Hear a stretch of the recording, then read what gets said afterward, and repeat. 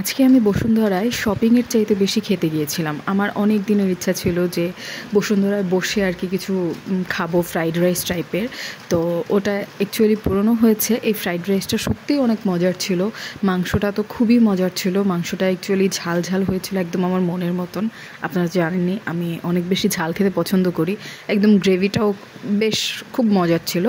Fried রাইসটা দুজন মিলে একদম খুব সুন্দরভাবে শেষ করেছি। তবে এই সাইডে যে ভেজিটেবলটা দিয়েছিল ওটা একদমই বেহুদা ছিল, লবণ ছিল না। তবে আরও একটা জিনিস ইউনিক অর্ডার করতে গিয়ে একদম ধরা খেয়ে গেলাম, সেটা হচ্ছে পাওভাজি।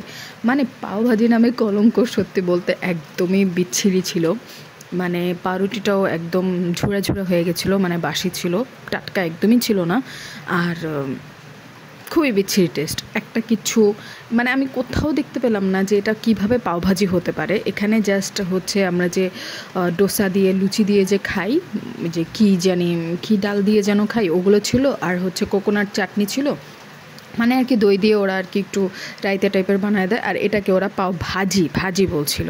এটা একদমই পাওভাজি না। মানে আপনি যদি ডোসা অর্ডার করেন বা লুচি অর্ডার করেন, ওখানে যা দিবে আপনাকে সেটা দিয়ে একটা পাউরুটি দিয়ে আর আলু ভাজি দিয়ে সার্ভ করে দিয়েছে। একদমই সস্তা একটা খাবার ট্রাই করেছি। ও বাই দ্য ওয়ে আমি শপিংও করেছি কিছু টুকটাক, জুতা কিনেছি আর কী যেন কিনেছি মনে নাই।